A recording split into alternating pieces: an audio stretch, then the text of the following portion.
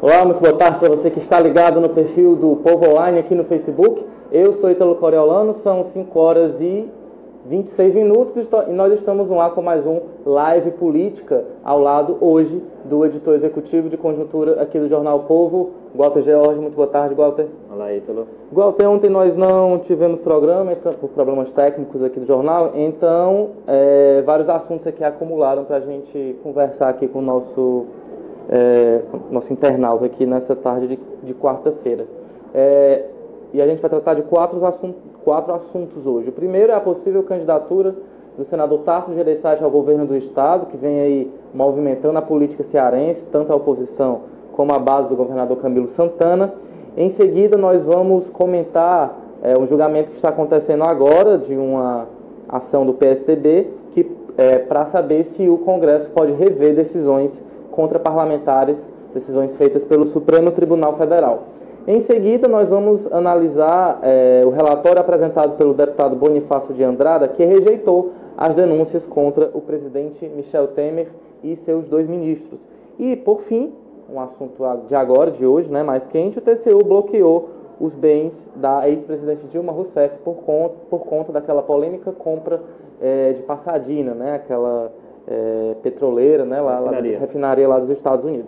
Bem, começando aqui pelo Ceará, Walter, na última sexta-feira houve uma reunião do senador Tasso Gereissati com representantes de partidos da oposição, PSD, PMDB, PSDB, PR, e enfim, após ser pressionado, segundo esses aliados, o ex-governador e atual senador Tasso Gereissati disse que iria refletir sobre a possibilidade de ser candidato pela 4ª vez ao governo do estado.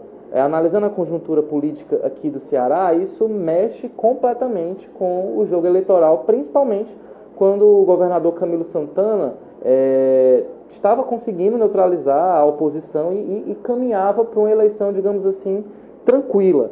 Tendo Tasso como adversário, as coisas mudam completamente. Sem dúvida. Transformação. O que acontece? Primeiro, que chama atenção no processo político atual do Ceará é a antecipação que se decidiu empreender ao processo sucessório, né?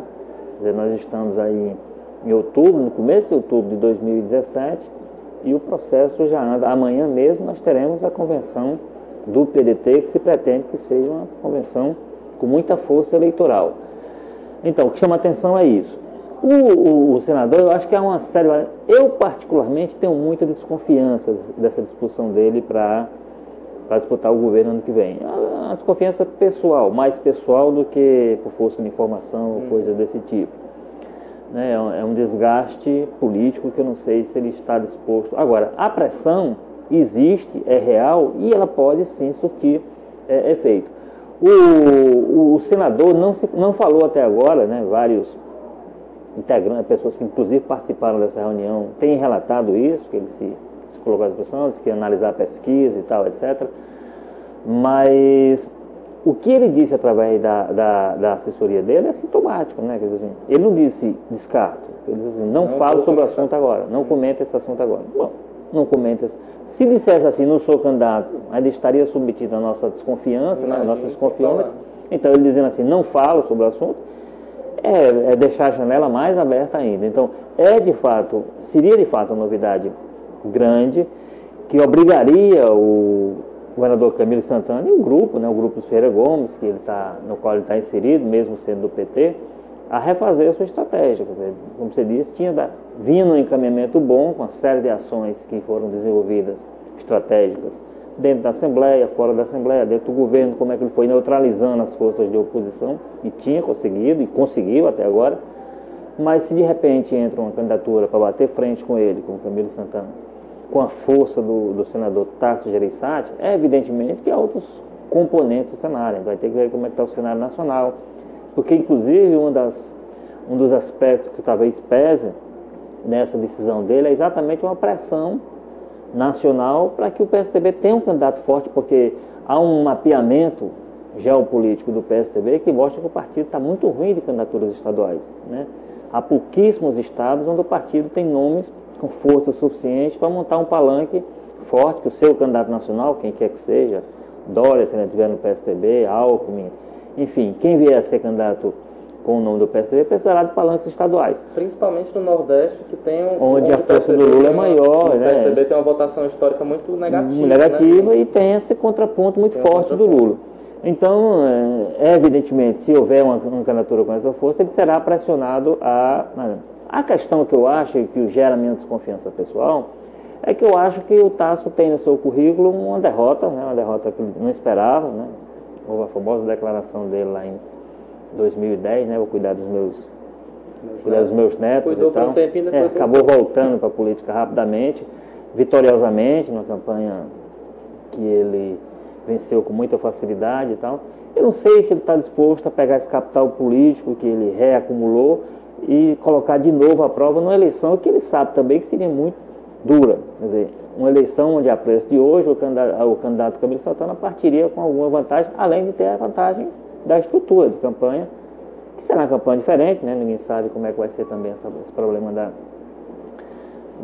parte financeira, principalmente das campanhas. Mas eu tenho dúvida se ele está disposto a de novo colocar esse capital político dele à prova, lá no meio de um mandato de senador, tranquilo, pode se envolver nas campanhas de outra forma, se ele iria entrar ele particularmente, além de que, se ganhando, iria conviver de novo com os problemas que ele sabe que porque foi governador 3 vezes, administrar um estado com o nível de problemas que tem o Ceará. Inclusive, comenta-se que nas outras 2 vezes que ele foi candidato, ele nem queria e acabou sendo pressionado, enfim, cedeu. Lembrando que você também pode participar, dar aqui a sua opinião, se você é a favor ou contra uma candidatura do senador Tasso ao governo, se você acha que ele tem chance ou não. Escreve aí na parte dos comentários que a gente reproduz aqui ao longo do programa. Agora, Tasso não, né? Ainda não. Walter. Ainda não, nem possivelmente gostaria. Se você, do ponto de vista econômico, se a comparação, aí é que ela está mais longe. Walter. Político também. Tem uma distância aí, digamos. Os aliados de Tasso, né, os representantes da oposição, afirmam... Político, eu estou dizendo no sentido de ter uma projeção política, uma carreira política assim, né? Tem uma mais melhor por aqui mesmo, né? Walter, esses partidos de oposição, eles alegam que esse movimento vem em resposta a uma aproximação do senador Eunício Oliveira e do governador Camilo Santana. A oposição ficou preocupada com esse diálogo que está acontecendo, né? E resolveu reagir. Ou seja, hoje a gente tem nesse assunto, nesse debate, existe agora uma figura onde as atenções vão ficar mais voltadas, que é o senador Eunício Oliveira, afinal, para saber que decisão ele vai tomar. Se ele vai para o lado dos Ferreira Gomes, volta, né, depois de toda aquela crise entre ele e o grupo, né, com troca de acusações das mais baixas possíveis, ou fica com o grupo de oposição, né, e talvez aí até ao lado do senador, né, ele para o Senado, numa chapa ao lado de Tasso Gereissati. E essa questão de se ele volta depois das acusações e tudo, que a gente tem que lembrar, olhando um pouco mais para trás também, que o senador Tasso Gereissati e Oliveira já foram também adversários bastante fortes de troca de insultos, ou pelo menos troca de palavras muito duras, um em relação ao outro. Então, isso é natural da política, eu entendo que cada momento tem seu momento e está se avaliando. É esquisito, porque a última campanha que eu foi uma campanha muito dura, né? O início contra o Camilo, mas, na verdade, focando no grupo do Ferreira Gomes. Quer dizer, foram trocas de acusações que vieram também ao longo, pelo menos da primeira metade do governo. A campanha municipal do ano passado também já teve isso. Então, é muito recente esse clima de adversidade entre os dois. Eu acho que de vez em quando se faz uma certa confusão e os políticos se queixam, ou dão uma certa razão a ele, da forma como a gente acaba vendo essas coisas, né? O noticiário, os jornalistas e tal. há muito dessa aproximação que tem a ver, de fato, com o fato de um ser governador e o outro ser presidente do Senado Federal. São posições institucionais. Não faria sentido que um senador cearense, como é o Oliveira, virasse as costas para o Ceará por conta de do fato de não haver alinhamento político com o governador. Da mesma forma que não faria sentido o governador do Ceará, dispondo de um político cearense com uma posição estratégica como a de presidente do Senado, recusasse a qualquer tipo de entendimento com ele, em nome de alguma pauta, alguma agenda que fosse de interesse do Estado, por conta dessas divergências. Então, de vez em quando, essa confusão ajuda a alimentar um pouco essa especulação. Agora, as declarações que vêm de um lado e do outro, e do terceiro lado, que é do Ciro Gomes, é que também ajuda a alimentar essa altura, porque não tem negativa enfática. Tem de vez em quando lembrando, é muito difícil, por conta de como é que foi aquele crime e tudo, mas estou agindo institucionalmente, isso eu só penso lá na frente. O próprio senador Nilson Oliveira, já sobre esse episódio do Tasso, por exemplo, a postura dele foi, não, eu só falo sobre isso depois que o senador Tasso falar. Ele empurrou mais para frente qualquer declaração dele acerca desse cenário. Então, eu acho que é essa confusão, mas de fato, eu entendo que nesse momento faltam declarações, digamos assim, dos políticos que permitissem esse tipo essas especulações todas sobre a aproximação para cá, aproximação para lá, candidatura para aqui, para lá, para elas serem afastadas pelo menos com um pouco mais de consistência. Eu acho que por conveniência de todos os grupos, evidentemente, né, fica-se um jogo em que as manifestações não são tão enfáticas no sentido de descartar e não são suficientes para a gente também admitir como realidade tudo que tem saído muita coisa, muita especulação, como eu disse inicialmente. A gente está deslanchado num processo sucessório, mesmo que oficiosamente no Ceará, com muita antecedência, e com mais antecedência ainda quando a gente lembra como é que nos últimos anos aconteceu, quando o processo tinha mais ou menos o controle do então governador Ciro Gomes, né? Que deixava a decisão para a última hora. É só lembrar que o próprio Camilo Santana foi oficializado candidato a governador às vésperas das convenções, aos 48 do segundo tempo. Então há essa estranheza, e em função dessa estranheza há um ambiente de muita especulação que eu acho que a postura dos principais líderes, uma postura dúbia, frases inconclusivas e uma disposição, eu diria que muito tímida de enfaticamente negar as possibilidades ou confirmar. Então a gente vai vivendo disso, e o jornalismo isso é bom, né? Esse ambiente de especulação a gente trabalha em cima dele muitas vezes. Os bastidores são bem movimentados, são reuniões, almoços, enfim. Conversa não falta. Lembrando que amanhã tem esse evento grande do PDT, né, a convenção estadual, que vai ser um desses ambientes de muita especulação, muita fofoca política, fofoca no melhor, se existir sentido do termo. Com o André Figueiredo, né, que já preside aí no partido, preside, o PDT deve ser reeleito e tenta colocar o nome dele, por exemplo, para disputa ao Senado. Isso, e que é totalmente contra uma aliança com o Eunice Oliveira. Aí, para ser justo, o André tem feito declarações claras no sentido de negando enfaticamente qualquer possibilidade de aproximação com o Eunice. Só resta saber se essa declaração resiste a uma articulação objetiva do grupo Ferreira Gomes. É verdade. Bem, deixando um pouquinho o Ceará de lado, vamos agora para Brasília. O STF, nesse momento, está julgando uma ação para saber se o Congresso, o Senado, a Câmara podem rever decisões do Supremo contra parlamentares, né, medidas cautelares, enfim. E o placar, por enquanto, está 3-1. Fachin, Barroso e Rosa Weber votaram dizendo que a decisão do Supremo não pode ser revista, e o ministro Alexandre de Moraes afirmou que sim, que o Congresso tem autonomia para rever decisões do STF. Walter, pelo andar da carruagem, essa ação do PSB deve ser derrotada, e para frente o que se vislumbra? Um novo atrito entre parlamento e STF. Mas na verdade o que se pode dizer nesse momento é que o resultado prevê que o resultado vai ser apertado. Não dá ainda para assegurar que alguns votos que você ainda não tem condição são imprevisíveis.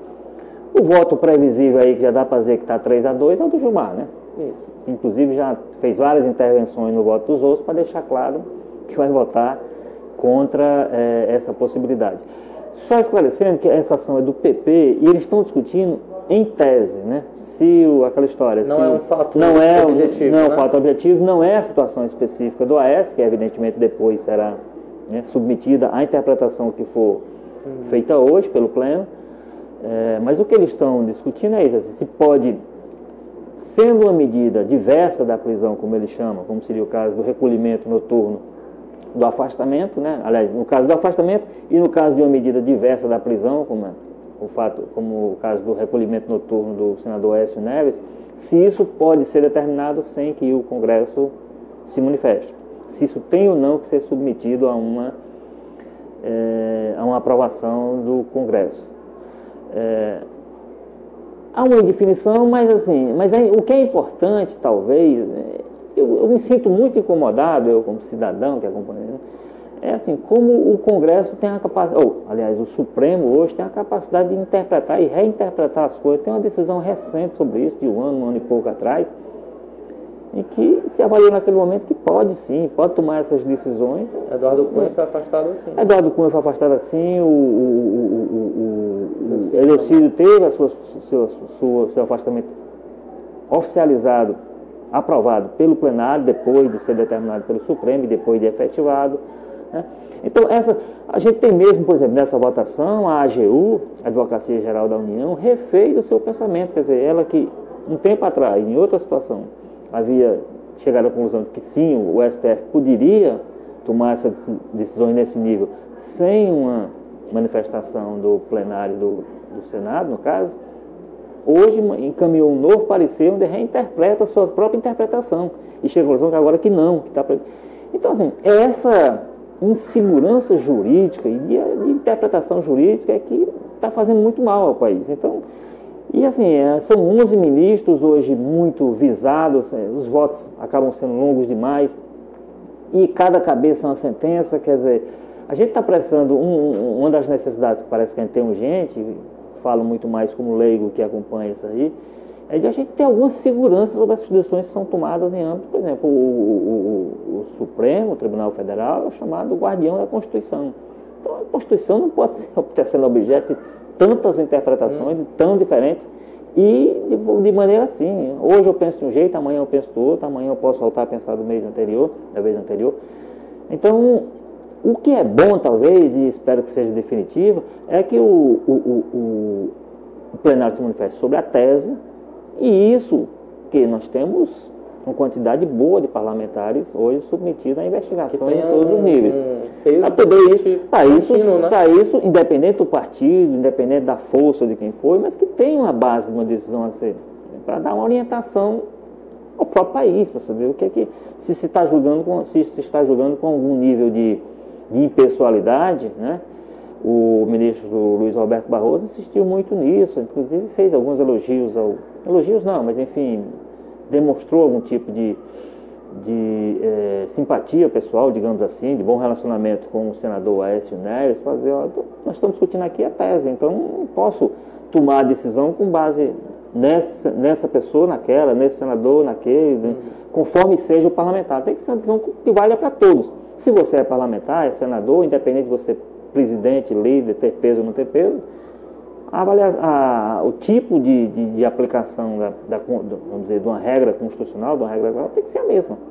Essa é a questão, porque o que a gente está discutindo aqui é uma reinterpretação, porque antes era um deputado de determinada linha, de determinado partido, aí um ano depois vem um deputado de outra linha, de outro partido, e você vai pensar diferente. Vai adequar. Então essa adequação da interpretação é que precisa acabar. Então é importante que se decida em tese, se decidindo em tese, as situações que vierem que sejam acomodadas a essa interpretação já feita. Eu acho que a grande importância da decisão a ser tomada hoje é nesse sentido, né? É que eu não sei se no começo eu esclareci que é uma ação do PP, né? Do PP, isso. Eu acabei falando PSDB, mas é do PP. Bem, se tem embaixo no STF, tem embaixo também na Câmara. Ontem, o relator na CCJ da segunda denúncia contra o presidente Michel Temer e seus 2 ministros, ele apresentou o seu parecer, né? E como já era previsto... Surpresa, né? Não foi surpresa para ninguém. O deputado do Tucano, né, Bonifácio de Andrada, rejeitou as 2 denúncias, né, as 2 acusações, a primeira de formação obstrução de justiça. Organização criminosa é outra de obstrução de justiça. E não só ele rejeitou essas denúncias da Procuradoria-Geral da República, como também fez duras críticas, ataques à ação do Ministério Público Federal, da Polícia Federal, da própria Justiça. Segundo ele, é um conluio aí desses três órgãos para tentar descredibilizar a classe política sem apresentar provas. Enfim, ele acabou digamos assim, prejudicando a imagem não só da Câmara, mas também desses outros poderes aí. Lamentavelmente, a classe política não está precisando de conluio hoje para ser desacreditada, né? Ela própria está dando conta disso. Como você disse, é um voto sem nenhuma surpresa, né? Se há surpresa nisso, foi muito curto, né? Um voto muito rápido. Se a gente lembrar o longo relatório da vez anterior, do Sveiter, um relatório curto, como você disse assim, que talvez a encomenda tenha sido até mais do que tenha entregue mais do que o encomendado, porque não apenas rejeitou, como fez ataques muito duros, de fato, aos investigadores, ao Ministério Público, né? E assim, dentro da linha, todo o esforço que o governo fez, a gente sabe o esforço que o governo fez nos últimos dias para bancar o nome do deputado. Você diz que é tucano, mas não foi indicado pelo PSDB, pelo contrário. O PSDB fez uma manifestação inicial, né? E depois reforçou essa discussão para não ser indicado ninguém do partido, exatamente porque a bancada está muito dividida, como esteve na primeira denúncia, talvez até dividida nesse momento, com mais gente propensa a não votar com o presidente, né? Então houve esse pedido que não foi, vamos dizer assim, não foi atendido e houve essa indicação. Algumas coisas do perfil do deputado pesaram, por exemplo, o fato de ele, aos 87 anos, não ter mais plano de ser candidato. É importante, para o governo, era importante que fosse um deputado sem nenhum compromisso com as urnas no ano que vem, porque isso poderia impor algum tipo de prejuízo quando candidato, e o deputado Bonifácio de Andrada já havia descartado isso, quer dizer, não é candidato, e isso deixou livre para fazer o relatório conforme. Ele é um jurista acreditado e tudo, mas o relatório claramente é mais político do que jurídico, né?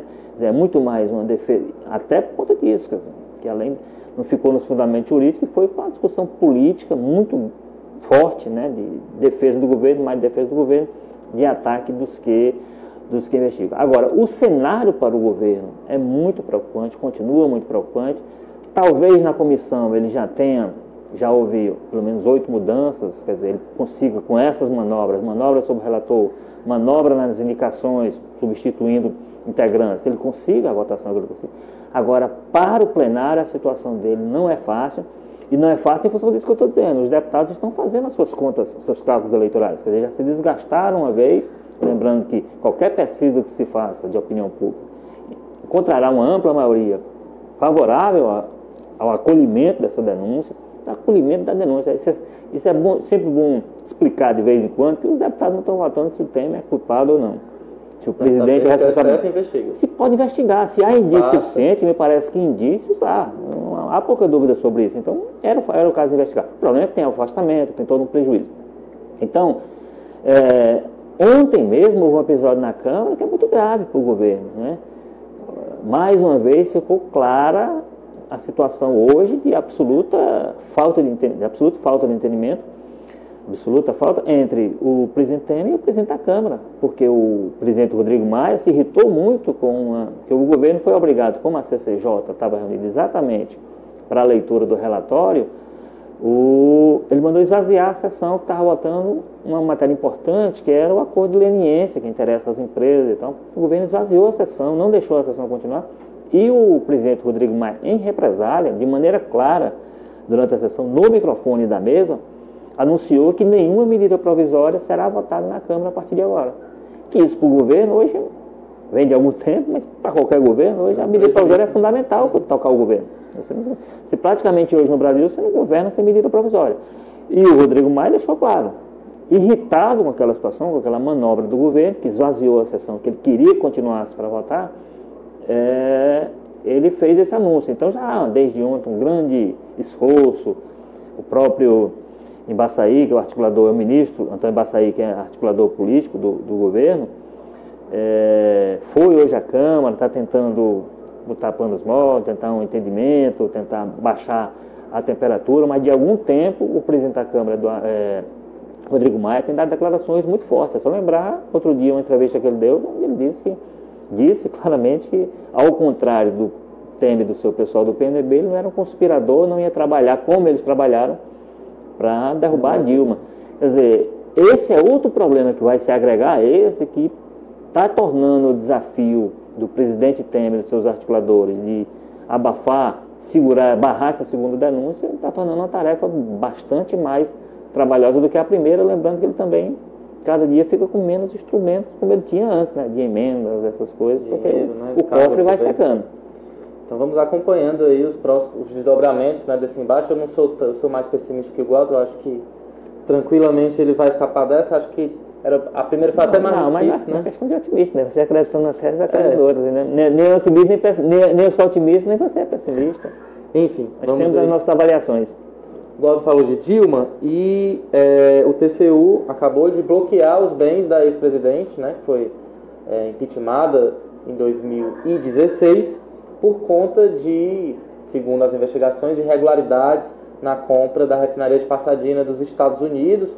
Segundo as investigações, isso provocou um rombo de mais de 500 milhões para a Petrobras, e agora a presidente vai ter que se explicar. Igual que a presidente saiu do poder, mas ela vai continuar, pelo visto, durante muito tempo respondendo pelos atos de governo, enfim. Ela saiu do poder, mas os problemas do poder não saíram dela, né? Ficou tudo concentrado. Lembrando que é ela e mais um grupo de pessoas, o próprio ex-presidente da Petrobras, o Gabriel, né, Sérgio Gabriel, e tem algumas figuras que eram do Conselho de Administração. Por exemplo, o executivo Fábio Barbosa, que foi presidente do Santander, foi presidente da Editora Abril e tal, que também fazia parte. Então essas pessoas estão sendo meio responsabilizadas conjuntamente, e em função disso estão com os bens indisponíveis aí, acho que é por um ano, uma coisa desse tipo. Cabe recurso, isso aí pode, né, pode ser revisto, mas a decisão do pleno do TCU, tomada ontem, é nesse sentido, de tornar esses bens dela e desse grupo indisponíveis por um ano, por conta desse negócio mal explicado até hoje da aquisição dessa refinaria de Pasadena, que é toda uma explicação, uma lógica estratégica, porque é localizado lá numa área americana, né, na região onde estão as grandes refinarias, era importante naquele momento, mas há uma discussão aí sobre o preço que se pagou, as condições em que foram... O retorno, né? O retorno, até a posição, a questão é a seguinte, se valia não pagar aquele valor, mas o retorno, como eu disse, havia uma discussão estratégica sobre a importância de estar naquele local, para quem agia nessa área da indústria petrolífera. Mas, enfim, é mais um dos muitos negócios que foram feitos, assim, meio sem muita forma de explicar. É muito em função do depoimento, né, do Severo, né, que era o diretor de Relações Internacionais, que tem dado algumas informações que são importantes, mas é como você disse, é mais um imbróglio, mais uma confusão que a Dilma, mesmo distante do poder, está obrigada a enfrentar, a encarar. Eu acho que esse pessoal está tendo que ter um grupo de advogados. O Lula tem aquele escritório lá do compadre dele, o Roberto Teixeira, que meio que abarcou tudo e parece que centraliza. A Dilma, eu acho que está espalhou mais as suas ações, mas sem dúvida é uma coisa trabalhosa, né? Porque são muitas ações em vários campos, que aí é a ação no campo do TCU, o que você tem de justiça, o que você tem de justiça federal, justiça daqui, STF, primeira instância, segunda instância. Então, isso é fora toda a questão do financiamento de campanha, né? Da própria outra questão. Porque isso aí está tudo envolvido ou da STF ou das primeiras instâncias lá federais e tudo. Mas são muitas frentes de combate que eu acho que organizar tudo isso tem sido trabalhoso para esse presidente, que lembrando que tem sido trabalhada dentro do PT como uma possibilidade de candidato no ano que vem para alguma coisa. Né? Saiu até uma pesquisa essa semana. Não, especulou-se que ela poderia, o PT, num primeiro momento, tinha pensado onde é que ela seria. Ela que não abriu mão. O problema é o seguinte, ela continua eleitora no Rio Grande do Sul, ela não é eleitora em Minas Gerais. Ela é de Minas Gerais, né? Ela é mineira. Ela teria que transferir, que eu não sei nem, nós estamos há um ano, não tem mais nem tempo para isso, eu imagino.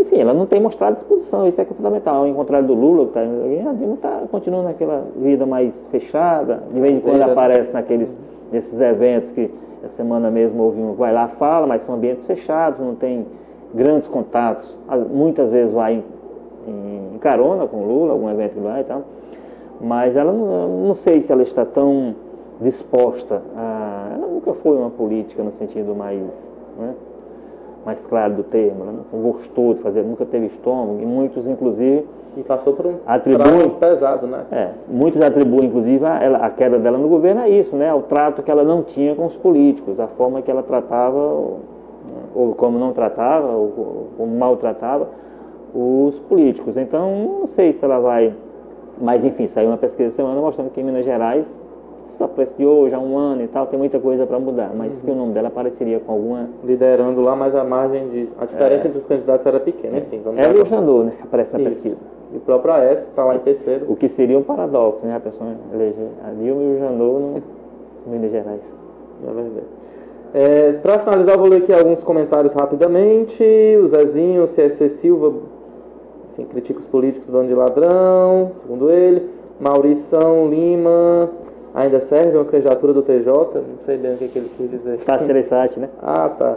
Socorro Alencar, tudo ladrão. Natan Viana, Camilo 2018. Igor Oliveira, Tasso Gereissati, voto nele. Pastor Francisco, único do PSDB que merece apoio se sair candidato a governo. Podem tirar seus times de campo, vai dar Tasso. Nessili Bruno, boa noite para vocês, boa noite. Glória Lima, basta de tanta desgraça. Ângela Saldanha, voto Tasso sempre, aí uma leitora fiel do senador. A Célia Lopes, tá, boa noite Célia. Socorro Alencar, corrigindo, ela foi explicar quem são os ladrões, são os políticos de Brasília.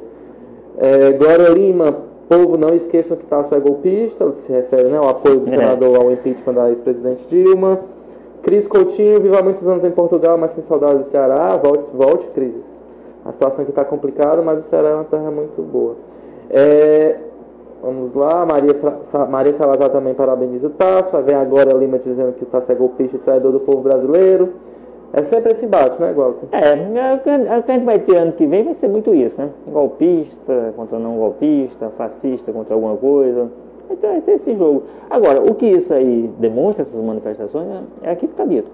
Evidentemente, se o Tasso aparecer com muita força na campanha, numa pesquisa, a pressão sobre ele vai crescendo e ele próprio vai se sentindo um pouco mais, né, estimulado, talvez. E é um nome que, pelo que a gente observa aqui nos comentários, mexe com as paixões, né, do eleitor. Mexe. Agora, o que ficou demonstrado em algum momento aí é que invencível não é. Né? Ele já tem uma derrota, se ele fosse, como era até outro dia, até aquele momento, imbatível, com vitória em todas as coisas, eu acho que me teria mais medo, mas enfim. Derrotável ele já demonstrou que é, por mais forte que seja. Bevaldo Leite, rodada doida, Camilo 2018. Silvia Aguiar, me mostre um político que preste. Tem, é só procurar que você acha. Lano Coutinho, Tasso 2018. Matheus Nogueira, Camilo. Já começou a campanha aqui, viu? Aí o Rafael, Tasso 2018. Glória Lima defendendo uma faxina geral. Fora todos os golpistas, traidores da nação. Linaldo Silva diz que vota no Camilo, Raquel Braga diz que é Tasso, enfim, se eu for ler aqui não vai acabar mais. E tem aqui o Barroso defendendo o capitão Wagner, mas parece que para governador ele não vai mais não, deve tentar mesmo uma vaga na Câmara dos Deputados. Walter, vamos finalizar aqui o nosso live política desta quarta-feira. Lembrando que amanhã, quinta-feira, é feriado, nós não vamos ter live, mas nós voltamos na terça-feira com mais um programa. Walter, muito obrigado aqui pela sua participação. Até a próxima. Eu agradeço também a vocês que estiveram com a gente aqui durante esses minutos. É sempre muito bom estar aqui conversando com vocês. Aproveitem bem o seu feriado, curtam esse dia com seus filhos. Quem não tem filho também, aproveite para descansar, ir à praia, cinema, enfim. Feriado é sempre bom. E é isso. Até a próxima terça. Tchau.